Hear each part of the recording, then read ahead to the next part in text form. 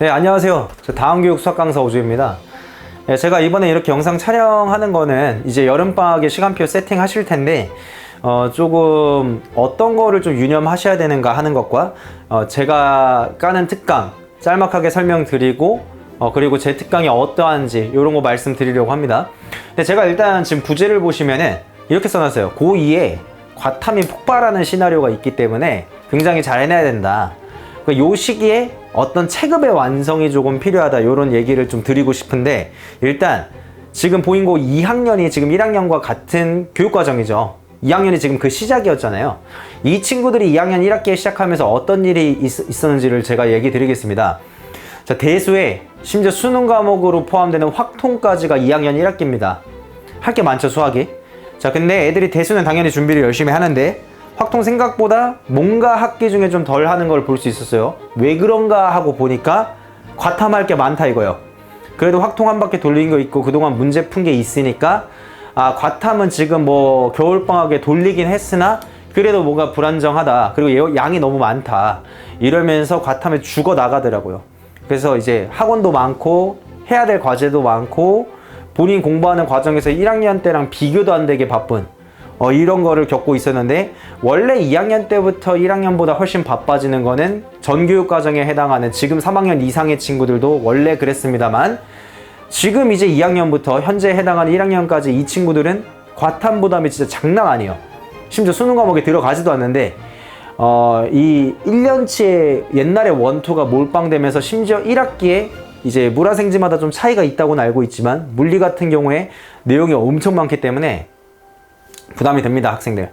그리고 화생은 그래도 비교적 1컷이 높은데 물리는 어마어마하게 낮습니다. 보인고가 항상 그랬어요. 물리가 어려워요.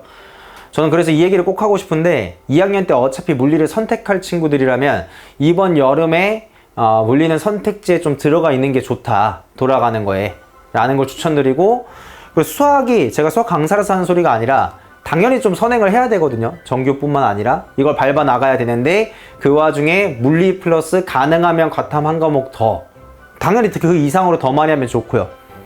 요게 시간표 선택지에 들어가 있는 게 좋다라고 추천드립니다. 예, 뭐 반드시 제 말을 따라야 하는 건 아니고요. 그러니까 이 여름방학에는 모든 과목을 골고루 다 할 수 있으면 좋겠지만 3주 반으로 워낙에 짧다 보니까 겨울이랑은 좀 달라요. 그게 힘들 가능성이 크단 말이죠.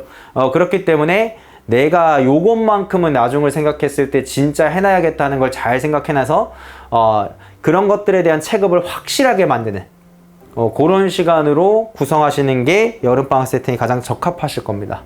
요 얘기를 우선 드리고 시작하겠습니다.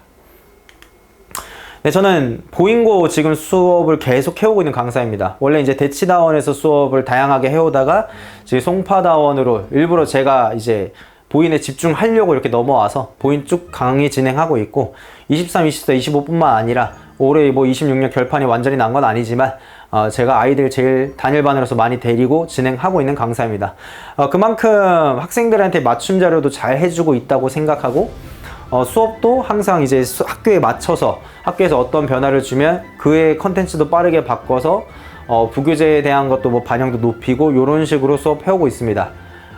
그거를 아이들이 꽤 만족해오고 있다고 저는 생각하고, 수업이 꽤 괜찮다고 자부하고 있습니다. 뭐 셀프 어필이니까 이 정도까지만 얘기하고 지나가겠습니다. 자, 이 커리큘럼인데 제가 어차피 학기 중에는 그 내신을 하는 게 너무 당연한 거기 때문에, 그리고 특강으로 이제 각 다가오는 방학마다 뭘 하는지를 담아놨어요. 정규, 방학 중에는 항상 정규와 특강 두 가지로 구분됩니다. 정규는 바로 다음 학기 거예요. 그러니까 여름방학 정규에는 2학기에 공수 2 할 거고, 겨울의 정규에는 대수를 할 거고, 다시 다가오는 여름의 정규에는 미적원을 하겠죠. 이제 특강을 얘기해 드리겠습니다. 여름 특강에는 저는 대수, 그리고 2학년으로 올라가는 1월 특강에는 미적원, 2월에는 확통, 그리고 다시 여름 특강에는 기하, 이렇게 해서 보인고에서 바로 그 다음 학기 혹은 그 다음 학기 거에 필요한 거를 순서에 맞춰서 적절하게 담아서 갑니다. 자, 그러면 짤막하게 여름방학 이전에 도형의 방정식 특강이라는 것도 있어요. 있는데 그건 뒤에서 짧게 얘기 드리면 될 것 같아서 넘어가고, 자, 요건 제가 짧게 어필 드리는 건데, 2학년에 올라가면 처음에 대수랑 확통을 보는데 수업 시간이 1대1로 하는 게 말이 안 되다 보니까 대수를 3 확통 1로 합니다. 아무래도 확통이 수업 시간에서 차지하는 비중이 적죠. 학원에서 제 수업 구성 비율을 얘기 드리는 거예요. 근데 이게 그렇게만 하면 약간 불안하기 때문에 제가 추가 자료를 굉장히 확통을 많이 줍니다. 이렇게 각 학교 내신에서 어떻게 나왔는지, 그리고 심지어 혼자서 다 보면서 공부를 깊게 할 수 있도록, 제대로 할 수 있도록 이렇게 손필기 분석서를 딱 붙여서 이런 해석들 이렇게 접근할 수 있다. 그리고 이런 발상까지 가능하다 하는 거를 줍니다. 이렇게까지 해주는 데가 저는 없을 거라고 보거든요. 올해 제가 거의 저만 이렇게 한 것 같은데. 그래서 학생들이 이거 굉장히 좋아하는 자료고, 제가 이렇게 학교에 맞춰서 가고 있다는 점 소소하게 어필 드리며 이제 2학년 때 보게 될 자료겠죠. 정규반 가보겠습니다. 자, 저는 일단 수토반으로 진행하고 있고요. 수요일, 토요일, 그리고 이제 2학년으로 올라갈 때 월금, 화금으로 요일 변화가 하는데, 일단 1학년 때는 수토로 계속 동일하고, 이게 방학이든 아니면 학기 중이든 상관없습니다. 수요일 저녁, 토요일 오전, 이게 스카이반, 수요일 저녁, 토요일 낮, 이게 하이퍼반. 수요일은 같이 하는데, 학기 중에는 이 같이 하는 날에 시험을 봤어요. 방학 중에는 같이 하는 날에도 진도를 나갑니다. 그러면 차이가 뭐냐? 각 반의 진도를 나갈 때 각 반의 수준에 맞춰서 조금 더 이게 문제를 다루는 게 달라질 거예요. 하이퍼는 아무래도 킬러 문제를 조금 더 다루게 될 거고, 그리고 스카이반은 이제 킬러 문제도 일부 다루겠지만 킬러 문제만 보는 짓은 하지 않습니다. 유형별로 다루는 게 더 필요할 것이기 때문에. 근데 어차피 방학의 진도를 나갈 때는 두 반 다, 그러니까 잘하는 친구들이건 아니면 조금 더 열심히 해야 되는 친구들이든 상관없이 처음부터 내용을 다시 정리해야 됩니다. 제가 그거는 맞춰서 정말 잘 해오고 있으니까 매번 그랬거든요. 매 학기마다 이렇게 해왔으니까 이 부분에 관해서는 크게 걱정 안 하셔도 될 것 같고요. 자, 그리고 정규 수업 관리 시스템은 제 브로셔부터 해서 항상 들어가 있는데, 어떻게 보면은 당연히 해야 되는 것들 위주로 구성되어 있고, 클리닉 시간 많이 구성되어 있고, 개인별로 약점 자료 신청하면 당연히 주는 거 너무 당연하고, 자, 그 다음에 이제 수업별로 과제가 조금 많은 편이기는 합니다. 대신 과제가 또 그게 있어요. 잘 안 해오면 특별한 이유가 없으면 한 번은 경고, 두 번째는 아웃입니다. 물론 이유가 있을 때는 그렇게 하지는 않습니다. 자, 관리 시스템 넘어가겠습니다. 자, 그러면 이제 특강에 대한 설명을 드릴 건데, 제 대수 특강은 조금은 특이해요. 방학 시작하고 이제 11회로 구성이 되는데, 이제 교과 순서는 지수로그 함수, 그 다음에 삼각함수, 그 다음에 수열인데, 저는 수열, 그 다음 지수로그 함수, 그 다음에 삼각함수 이렇게 나가요. 그러니까 제일 뒷단에 있던 수열을 가장 처음으로 옮겨서 합니다. 그 이유는 수열을 배우고 나면 거기에서 어떤 등비 수열의 특징이 지수로그 함수에서 그래프의 진행하는 그 상황에서 적용이 됩니다. 그러면서 지수로그 함수에 대한 이해도 자체를, 기하적인 이해도를 높여줄 수가 있어요. 특히 최근 평가원 보면은 요런 거를 알았을 때 그냥 복잡한 수식 전개 없이 깔끔하게 문제 적용할 수 있는 상황들을 꽤나 제출하고 있습니다. 그렇기 때문에 현재 트렌드에 맞춰서, 사실 트렌드고 뭐고 떠나서 더 깊게 이해하려면 저는 요 순서대로 가는 게 맞다라고 생각해서 이렇게 나갑니다. 저만 이렇게 하는 것도 아닙니다. 근데 어쨌든 교과 순서가 교과서랑은 다르게 나가는 게 있다 보니까 특이사항으로서 얘기를 드리고요. 그리고 대수 특강을 함에 있어서 항상 가장 우려하시는 게 요거라고 저는 보는데, 특강 난이도가 어떻게 되냐. 쉬우면 쉬운 대로 상위권 학생에게 좀 이제 문제가 되지 않겠냐, 너무 쉽지 않겠냐. 어려우면 어려운 대로 처음 하거나 약간 한번 하긴 했지만 제대로 안 돌린 친구들에게 너무 어렵지 않냐.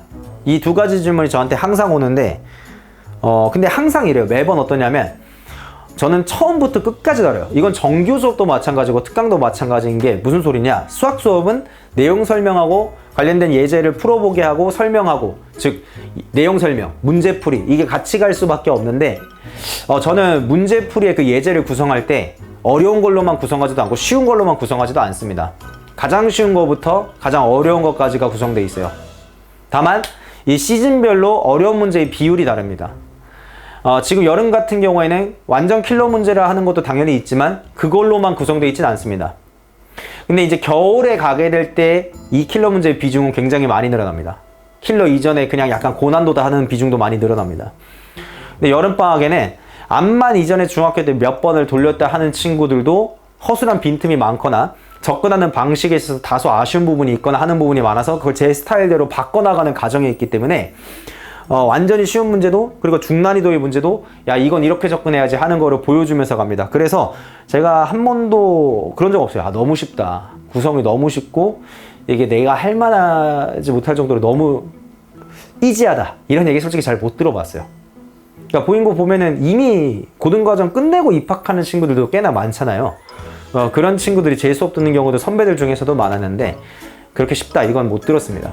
그래서 아이들이 학습하기에 정말 적절하게 잘 구성되어 있는데 그럼 역으로 이게 너무 어려운 거 아니냐, 처음에 돌리는 친구에게 너무 어려울 수 있지 않느냐 이런 의문을 가지실 수도 있는데 물론 당연히 이제 완전 처음 회차일 때 제가 하는 걸 보면서 어려워하면서 나가는 경우도 물론 있긴 있었으나 뭐 그게 아예 없다는 건 말이 안 되죠. 근데 일반적으로 조금 난이도 어렵긴 해도 얻을 거 많고 이게 클리닉이나 이런 걸 잘 통해서 따라갈 만하다 라고 들어왔습니다.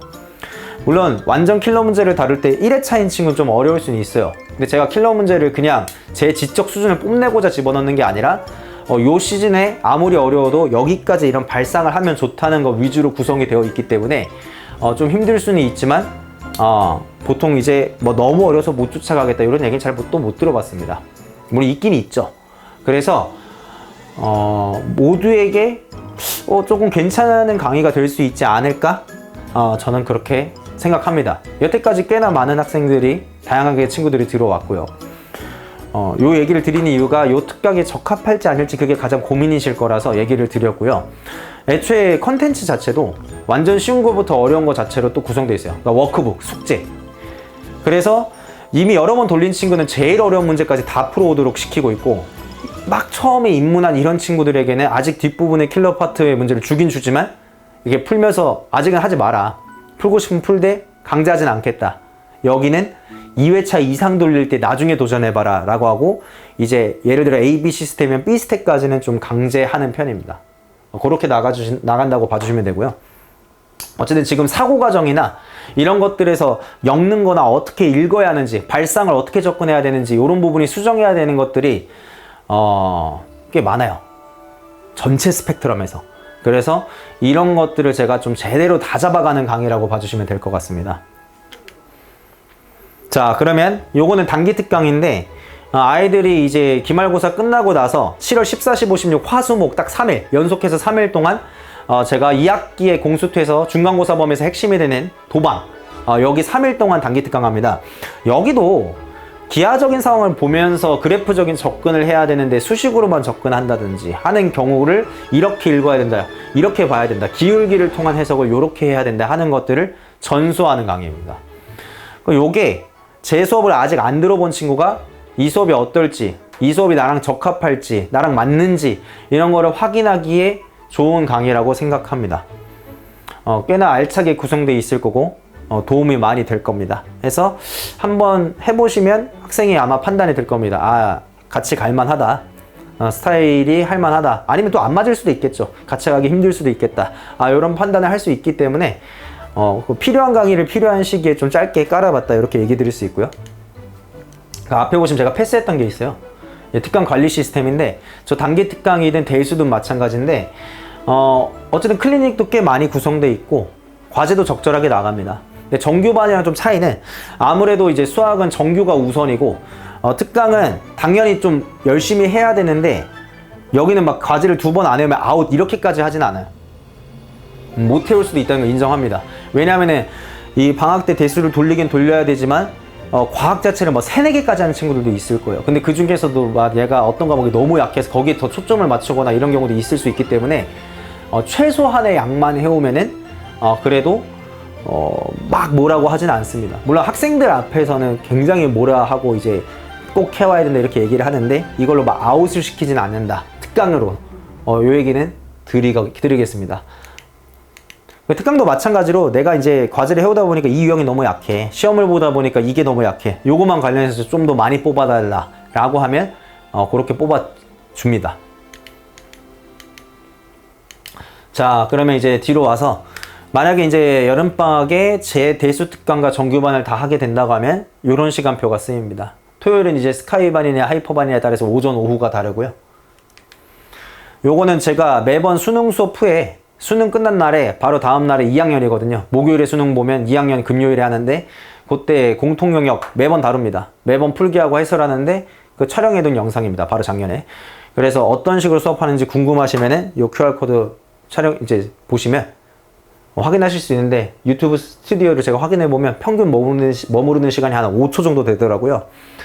그래서 이제 뭐 유의미한 분석은 별로 안 하시는 것 같긴 하지만 그래도 참조하실 수 있게 이렇게 올려놨고요. 요거는 제가 이제 1학년 수업하고 있는 뭐 강의 사진입니다.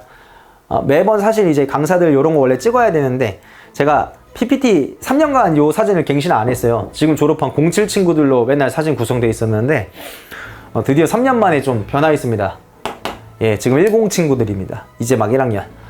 그래서 저는 그래도 뭐 아직 더 갈 길이 멀고 계속 좀 더 발전시키고 해나갈 길이 멀다고 생각하지만, 그래도 많은 친구들이 제 수업을 선택해주고 있는데 그만한 이제 어떤 노력, 컨텐츠에 관한 노력과 수업에 관한 노력을 꽤나 많이 해오고 있는 강사라고 자부합니다. 근데 아직도 갈 길이 멀다고 생각하고, 제 스스로도 아직 어떤 수학의 교육에 있어서나 배우고 적응해야 되는 게 아직도 많더라고요. 그래서 학생들 위해서 계속 새로운 거 탐구하고 더 나은 거 뭐 있나 이렇게 계속 찾아가면서 노력하고 있는 강사라는 점 소소하게 어필 드리면서 마무리하겠습니다. 감사합니다.